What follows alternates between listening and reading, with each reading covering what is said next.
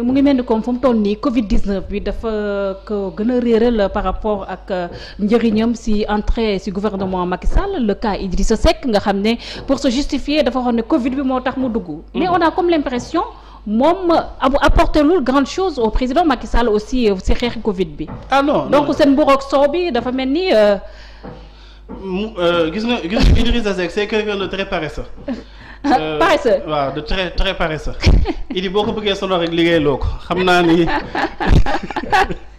non pas Matar. non je te dis Idi bi wax sax fa lay toog di la mission di naan non nekk seeka pour wax ñaari wax yi gaaw sax problème la ci moom. nga bëgg koo jël nii da nga koy teg ci front pour contre Covid ak yu kenn xamul saa ni ñoom.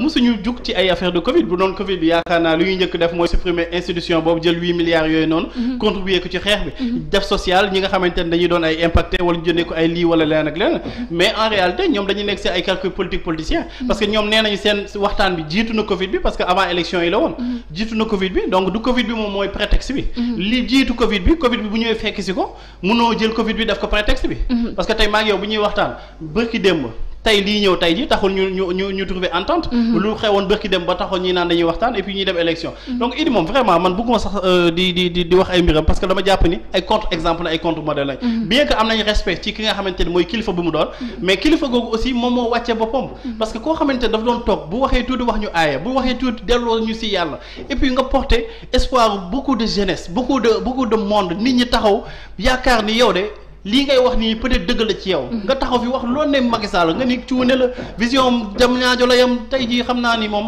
romb na jëm ñaajo mi ngi biir Thiès dafa nekk yoo xamante ne daal vraiment war ñu ko encourager te malheureusement bu ma gisee ay nit boo waxee dara ci Idi ñoom ñooy tourner de la saaga te et puis la plupart c'est des jeunes damay naan que pare guñ daal pour génn si. juste rappeler aux internautes ñu ngi topp di suivre suñu page Facebook Sénégal 7 wala si YouTube bi Sénégal 7 je suis avec Pape Matar ñu dugg suñu deuxième thème. l'affaire Boubacar Seye mu nekk mbir boo xam ne aussi dafa ëlëm xeli sénégalais yi par rapport à son arrestation est-ce que jàpp nga ne lii nga xam ne nañ koy toppee jaroon na ñu koy nëbb jant bi aussi. jaru ko vraiment parce que non seulement koo xamante ni dafa am benn santé bu fragile. mais aussi nit ki bii wax da ngay xool lan mooy intention bi. mooy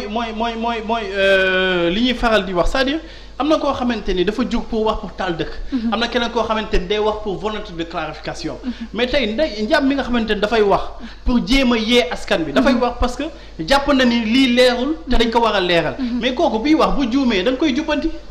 kooku jarul koy dugal ci biir kaso encore que kooku dafa présenter garantie yépp yi nga xamante ni mais est-ce que dafa juum sax aussi. waaw moom laa wax même bu juumee. dañ ko war a jubbanti te et puis kooku xam nga tey ki nga xamante ni dafa nekk Espagne nga woo ko ni ko. da nga am fii benn plainte dañ la soxla. moom amul vol direct Sénégal mu jaaree Portugal def le tout ba ñëw Sénégal. kooku tey jii boo naanee da nga koy jàpp di ko xañ liberté am. yaakaar naa ne ay abus la loolu waroon nañ ko mën a dépasser encore que yow yaa ngi toll ci situation pandémique boo xamante ni nit ñi. ñu ngi naan feebar ba ngi ci dëkk bi di wër di circuler d'accord bu nekkee ci dëkk bi sax mën na garaawagul yenn grave mais bu duggee ci kaso bi nga xamante ne ay 200 personnes ñoom ñoo fay entassé wu mais loolu ay catastrophe lay indi donc am na yoo xamante ni vraiment waroon nañu mën a xalaat bu baax a baax parce que am na yoo xamante ni Macky Sall bu ñu ko toppee woon du doon candidat bay doon président de la République ay diffusion de fausses nouvelles mooy tey jii nga toog fii man la Macky Sall yére bu vert la sol fekk yére bu jaune la ñu ne division de fausses nouvelles division de fausses nouvelles boobu bu nekkee yow ba nga koy def da nga si amoon intention taal dëkk bi wala yooyu noonu kooku mën nañ ko ñu tëj ko si kaso bi te encore que sax loolu man jàpp ma ni mu doon délit parce que président Macky Sall moo dem di jëmmal liberté d'expression ku taxaw saaga sa yonente moom mu taxaw ni au nom de la dignité humaine nit ki sañ-sañ am na sañ-sañu wax lu ko neex mais yow nit ki am na sañ-sañu tudd yonente bi def division de fausses nouvelles yow nga taxawu ko mais Sénégal amul kenn ku sañ joxe ay information yow li ngay jàppee division de fausses nouvelles donc je crois que ay délits yoo xamante ni délit d'opinion war nañu ko mën a dépasser te président Macky Sall vraiment ba muy taxaw di naan dafay xeex pour la constitution Moustapha Niasse taxaw ci beneen wet bi tee xeexam dafa nekkoon ay dérives yu ñu doon bañ dérive totalitaire te malheureusement on est plein dedans. et la position de l'UE si mbir bi est-ce que mënuñoo wax ne aussi l'UE par rapport à cette affaire moom dafay jéem a gérer aussi ay intérêts par rapport à nos dirigeants aussi. mais évidemment Union européenne dafa am ay intérêts yoo xamante ni tey jii moom lay sauvegarder. ñoom tey bu ñu la joxoon information sax say xëy suba ni information bi dafay indi. ay problème par rapport ak diplomatie beeg relation bilatérale yu ñuy am ak yenn affaires yi. mais dañuy préférer sacrifier parce que ñoom seen yoon news. mais dañu war a delluwaat ci preuve d'humanisme ak d'humanité. c'est-à-dire gis nga nañu xam ni ay Union européenne ay étranger nañ ñun suñu biir ñun ñoo war a mën a régler suñu problème bu bopp. président Macky Sall na gën a yaatal dënnam. xam ni ku jiite. ñu toog ngañ la xoolal la preuve ki nga xamante ne moo nekkoon ministre intérieur Daouda kan moo fi nekkoon tey jóge fii Aly Ngouille Ndiaye mais bi passé ba ñuy def couvre-feu toogul këram. est-ce que déggati nga kenn tuddati turam ci rajo wala ci télé. mais parce que responsabilité bi nga yor moo tax ñuy wax ci yow. boo yor woon responsabilité bi kenn du wax ci yow. donc na Macky Sall xam ni responsabilité bi nga xamante ne moom la yore moo tax nit ñi di naan Macky Sall Abdoulaye Wade la preuve kenn waxatu ko dara boo déggatee Abdoulaye Wade dañ leen naan yal na ko yàlla may gudd fan ak wér gi yaram. Macky Sall aussi bu fi jógee loolu la ko nit ñi di ñaanal parce que nit ñi amuñu benn animosité mais gis nga buñ la joxee benn mbir tey fii nga toog di wax njàpp si nañ la mën a saaga parce que yaa taxaw ci mbedd bi di wax bu taxaw ci mbedd bi di wax nag da nga exposer sa bopp donc président nag à plus forte raison yow mi nga xamante ne yaa jiite ñëpp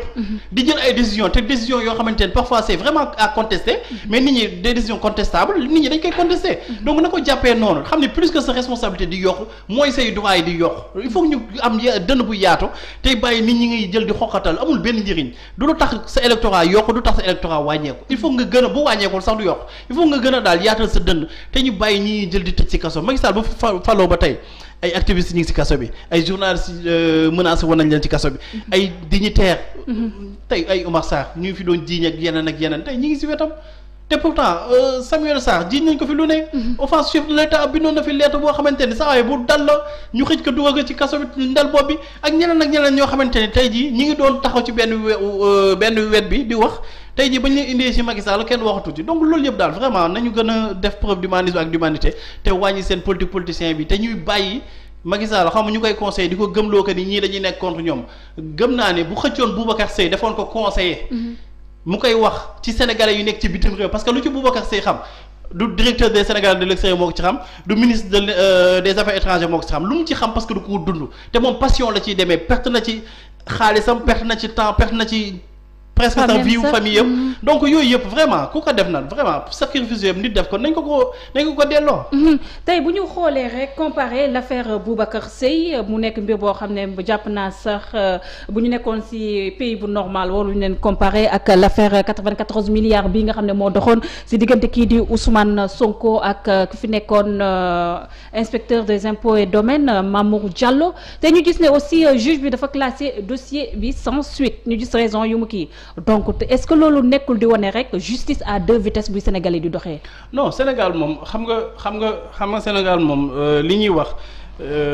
dëgg la parce que bu ñu demee ba ñu ni même bu nekkee 1% la wala 2% la yenn dossiers yi ñuy tuddee dossier politique. dañuy gis ni même mise au pouvoir bi. duñu ni justice bi moo jeng nag parce que justice bi chaque jour justiciable dem fa. te dina am dëgg bu nekkee moom moo ne ci dëgg dinañ ko daal bu nekkee dafa tooñ. mais ñeneen ñi nga xamante dañu leen tuddee entre guillemets privilège du système ñooñu pour ñu wala justice dal seen kaw problème la parce que li nga wax nii tey jii ci affaire 94 milliards. mais tey jii loolu moo waroon gën a doon diffusion de fausses nouvelles. parce que loolu tax nañu indi ay manifestations publiques. Ousmane Sonko waxam jooju mu wax. mënoon na taal dëkk te pourtant mosoo si dégg ñun la diffusion de fausses nouvelles la preuve beneen bi nga xamante ne dañ ko jiñ Aliou Sall aussi tax nañu organiser ay manifestations mooy 400 000 yi nga xamante ne Sénégalais dañ ko war a doon réclamer te mosoo ci dégg diffusion de fausses nouvelles donc autant de choses yoo xamante ne day tax ba nit ñi dañuy dem ba dañuy perdre sax confiance ak suñu justice te réew bu ñuy fàttali ne lu taal Mali ba indi fi seen problème constitutionnel ak ba indi fi seen instabilité constitutionnelle boobu noonu ba changer président ak yooyu constitution la Côte d'Ivoire même chose ak yenn dëkk même chose donc il faut que ñoom ñuy fexe bu yenn bànqaas yëpp daanoo sax justice bi taxaw te loolu vraiment président Macky Sall mu doon taxaw naan touche pas à ma constitution que justice dafa war a tëddee njaaxaanaay parce que période boobu dafa nekkoon ci période de faiblesse waroon na gën a travailler à ce que justice bi mu delluwaat ci indépendance am mais aussi di fàttali ne rek que constitution bi dafa leer nee nañ la justice bu nekk wala magistrat bu nekk dans l'exercice de ses fonctions il n'est soumis qu'à l'autorité de la loi yow boo accepté ñu lay manipuler aussi yow yaa ko accepté rek mais loolu vraiment ci nit ñi la daal nit ñi aussi war nañuy jël seen responsabilité bu baax bu ñu la dénkee benn mbir nii la defal nii sa émission xam nga li ngay def nii tey njàpp doo nangu kenn de l'extérieur di la influencer di la naan wax ko lii wala def ko lii donc yow yaay am sa mat boo xamante ni da ngay xam lii mën naa ko jàng mën nañuy jox prérogative dire le droit dinaa ko def comme ni ñu ma ko jàngalee ci faculté yi ak comme ni ñu ko jàngalee ci amphi yi mais du ma ko def parce que damay bëgg lu neex buur wala damay bëgg lu neex kii loolu nag nit ku nekk yow yaay defal sa jugement bopp te xam ni rek li ñuy faral di wax rek ku juger fii di nga ko juger fële. ñu bëri ci observateurs yi dañoo jàpp ni